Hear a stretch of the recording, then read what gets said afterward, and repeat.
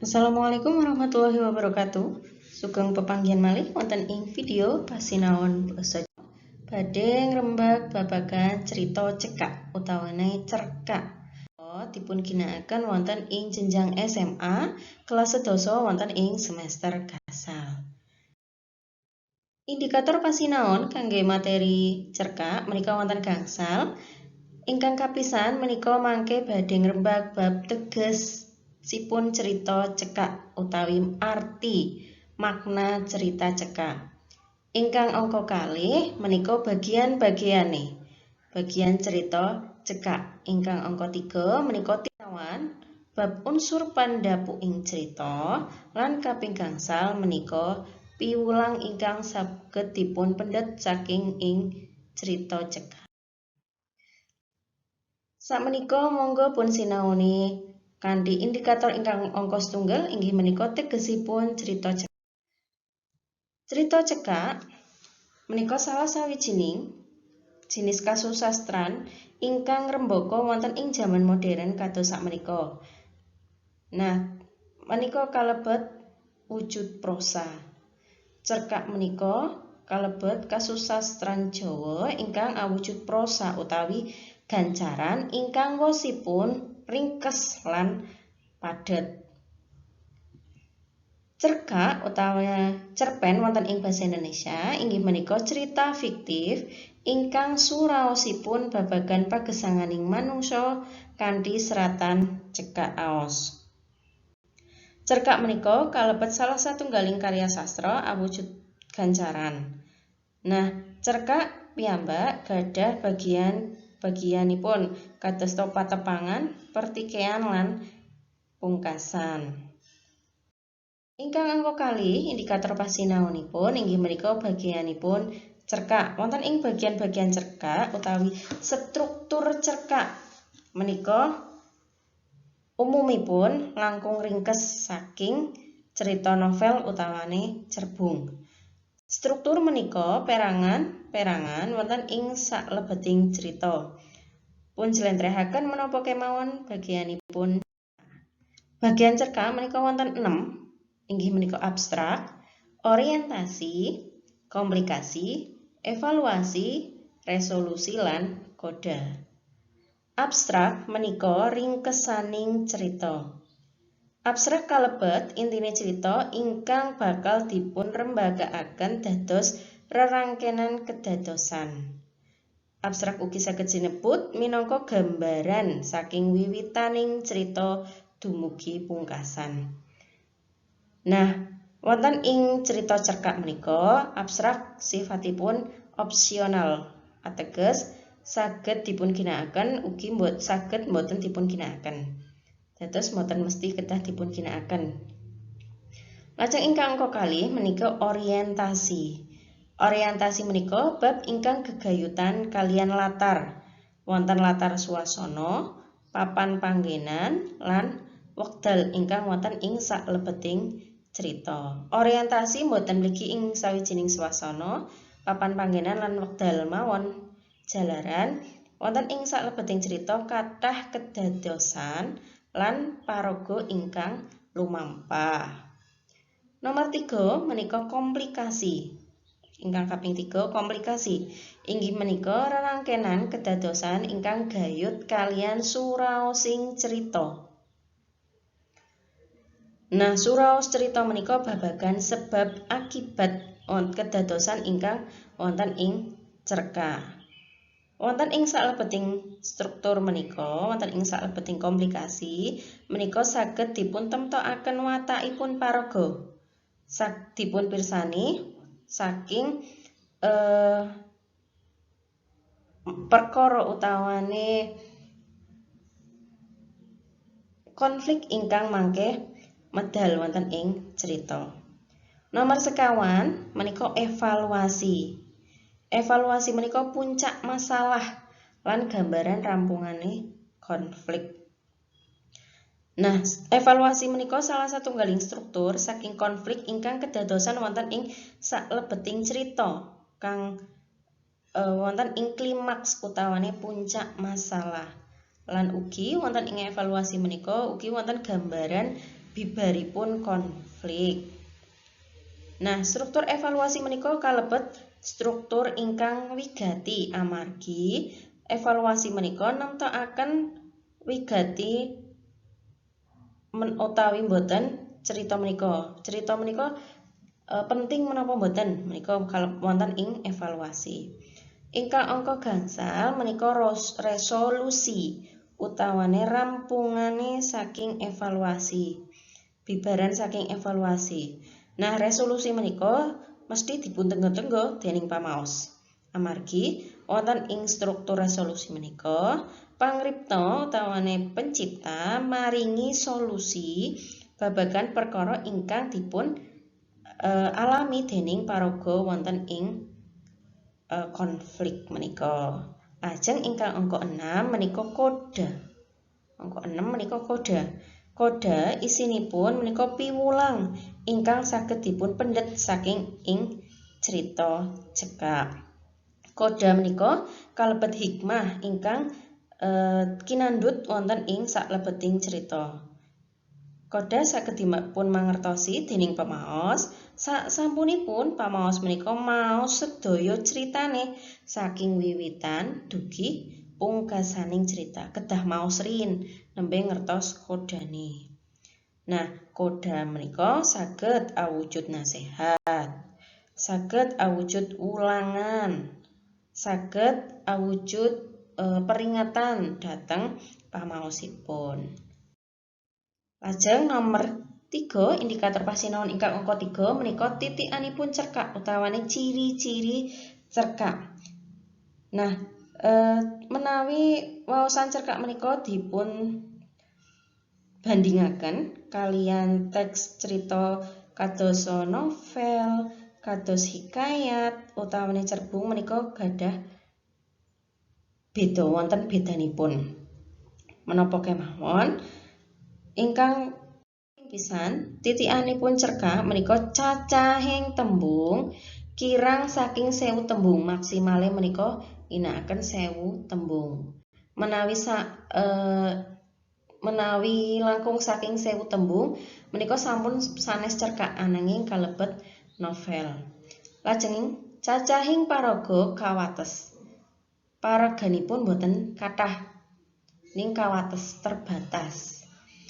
Alur critanipun tunggal, menawi maju-maju tok, menawi mundur-mundur kemawon boten campuran menika cerkak. Lajeng ingkang angka sekawan menika suraosipun gayut kalian lelakon manungsa. Isinipun cerkak menika biasanipun gayut kalian pagesanganing manungsa. Kehidupan manusia sehari-hari. Nomor gangsal menika reroncaning cerita sak plot sak babak, boten wonten babak sanesipun, namung setunggal kemawon. Lajeng cerita menika cerkak menika rampung diwaos saknalika lenggah. Dados cirinipun cerkak niki sing paling gampang diwaos sak lenggahan niku saged rampung, boten kados novel. Menawi novel menika mbetahaken wekdal ingkang langkung dangu. Lajeng fokus kawigaten namung setunggal prastawa. Isinipun cerkak ceritane namung setunggal peristiwa mawon, setunggal kedadosan. Lajeng paraga dipun gambaraken ngalami prastawa dugi pungkasan. Paraga menika mengalami peristiwa atau konflik menika saking wiwitan dugi pungkasan niku paragane nglakoni sedaya. Lajeng ingkang pungkasan menika ngginakaken tetembungan ingkang gampil dipun mangertosi. Tembung-tembunge gampil dipun mangertosi, mboten awrat. Lajeng indikator pasinaon ingkang angka sekawan menika unsur pandhapu ing cerkak, unsur pembangun cerkak. Unsur pandhapu ing cerkak menika wonten unsur intrinsik. Sedaya para siswa sedaya sampun sami mangertos unsur intrinsik menika menapa kemawon. Wonten ingkang ateges tema, irah-irahan, alur, paraga lan wewatak. Unsur intrinsik menika wonten 8. Mangke Ingkang kapisan menika nomor setunggal dugi sekawan. Tema irah-irahan, alur, paraga lan wewatak. Ingkang kapisan tema. Tema menika underaning perkawis utawane gagasan wigati wonten ing saklebeting cerkak. Tema cerita biasane gegayutan kalian pendidikan, bebrayan, kasarasan, kekarman, kekancan lan sanes-sanesipun. Ingkang angka kalih inggih menika irah-irahan utawane judul. Irah-irahan menika jeneng kang digunakake kanggo nglumantarake kanthi ringkes isine cerita. Dados gampangane niku judul. Irah-irahan saged dipundamel sak ringkes-ringkese mboten sah dawa-dawa. Nanging sampun saged kangge nggambaraken critane menapa. Isine cerita menika menapa biasanipun irah-irahan menika dipundamel ingkang saged narik kawigaten. Dados para pamaos ugi saged tertarik kangge maos cerkakipun. Ingkang angka 3 menika alur. Alur inggih menika urutaning kedadosan cerita saking wiwit dumugi pungkasan.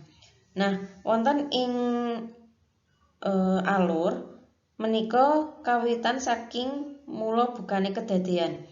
Saking kedadosan awal wontene konflik, klimaks ugi dugi rampunge bibare cerita. Nah, jenise alur menika wonten 3 nggih. Ingkang kapisan menika alur maju. Inggih menika rerangkening prastawa ingkang urutanipun jumbuh kalian urutan wekdal kedadean.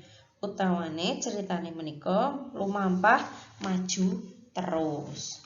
Nah, dene alur mundur ingkang nomor kalih menika alur mundur inggih menika rerangkenan prastawa kang susunanipun boten jumbuh kalian urutan wekdal kedadosan. Utawane ceritane menika lumampah mundur. Bahasa kerenipun flashback.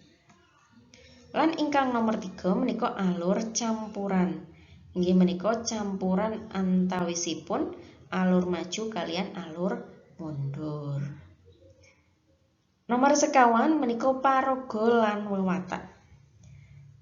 Inggih menika cara pengarang kangge nepangaken watakipun paraga ingkang wonten ing cerkak. Nah, miturut kalenggahanipun watak paraga wonten ing cerkak menika saged dipun perang dados 3.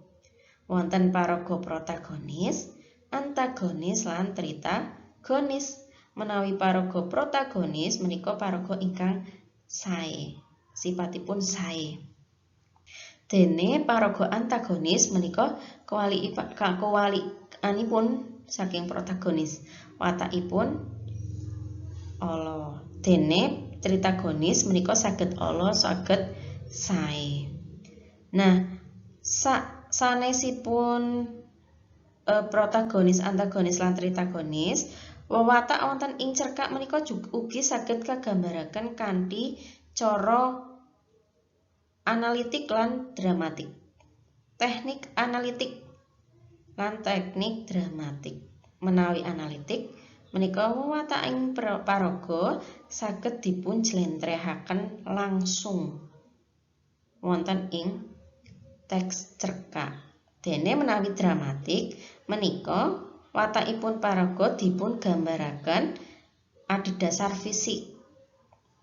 Tindak tandukipun paraga wonten ing cerkak. Saking lingkungan kiwa tengenipun. Saking tata basa ingkang dipun ginakaken wonten ing dialog wonten ing cerkak. Saking pikiranipun. Ugi saking paraga sanesipun menika saged. Unsur intrinsik ingkang salajengipun menika latar, gaya bahasa, sudut pandang lan amanat. Latar menika katerangan babagan panggenan, wekdal lan swasana. Latar panggenan menika latar ingkang dados papan panggenan nalika kedadosan menika lumampah. Dene latar wekdal menika wekdalipun nalika kedadosan menika. Dene menawi swasana menika kahanan nalika prastawa menika kedadosan. Gaya bahasa inggih menika basa ingkang dipun ginakaken wonten ing crita. Basa wonten ing crita menika gadah kagunan kangge nyiptakaken kahanan persuasif lan ngrumusaken pajalaton. Biasanipun gayut kalian interaksi paraga setunggal lan sanesipun. Menika gaya bahasa. Ingkang angka 7 menika sudut pandang utawane posisi pengarang kangge nglenggahaken paraga punjer utawane paraga utama. Inggih menika saged dados paraga wong kapisan wonten ing cerita. Berarti wonten ing cerita menawi ngginakaken sudut pandang wong kapisan menika ngginakaken tembung aku kangge paraga punjer. Menawi dados tiyang ketiga sudut pandang wong ketelu menika ngginakaken nama tiyang utawane kata ganti dia, de, dheweke menika saged. Ingkang pungkasan menika amanat. Nah, amanat menika ajaran moral utawi pesen ingkang dipun andharaken dening pengarang. Amanat menika ngandhut piwulang-piwulang ingkang saged dipun pendhet saking crita kangge pagesanganing manungsa tumrapipun kangge ingkang para pamaos. Nah, ingkang angka gangsal inggih menika bab piwulang utawane amanat. Cerkak menika pun serat kangge gadah ancas nggih, gadah ancas kangge nglipur lan paring werdi marang pamaosipun.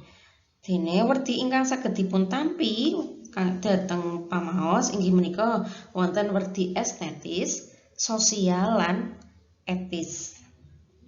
Werdi estetis menika bab kaendahan utawane nilai seni amargi cerkak menika ugi satunggaling kasusastran Jawa hasil karya seni menika cerkak.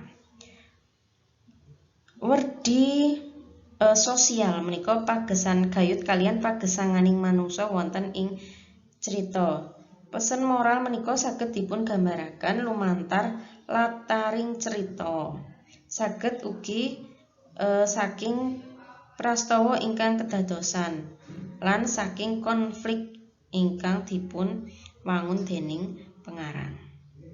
Dene werdining etis menika bab werdi etika lan moral. Sawijining pengarang panyerat cerita menika tansah maringi gambaran moral lan etika paraga-paraganipun menika biasanipun lumantar watake paraga. Dados moral lan etika saged dipun gambaraken lumantar paraga-paraga ingkang wonten ing cerkak. Ngaten materi cerita cekak bagian setunggal saking materi menika. Menawi wonten pitakenan saged kintun email wonten ing basajawaofficial@gmail.com utawanipun saged DM wonten IG laili.n.h. Matur nuwun awit kawigatosanipun. Nyuwun ngapunten bilih wonten klenta-klentuning atur. Matur nuwun. Wassalamualaikum warahmatullahi wabarakatuh.